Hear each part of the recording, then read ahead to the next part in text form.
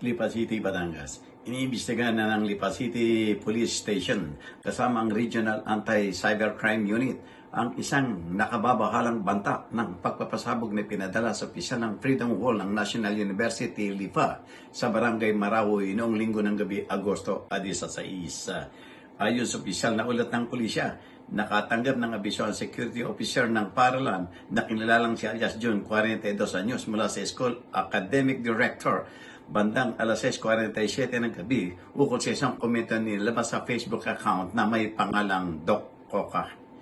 Naglalaman ang naturang post Enyo Lipa Freedom Hall ng lantarang banta na sinasabing, "King ina nyo, bubombahin ko school nyo.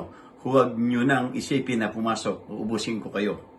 Agad namang umaksyon ang mga otoridad at pinatupad ang mga sumusunod na hakbang upang matiyak ang kaligtasan ng buong pamayanan ng paaralan. Para sa journalnews.com.ph, Cesar Jojo Magsumbol, People's Tonight.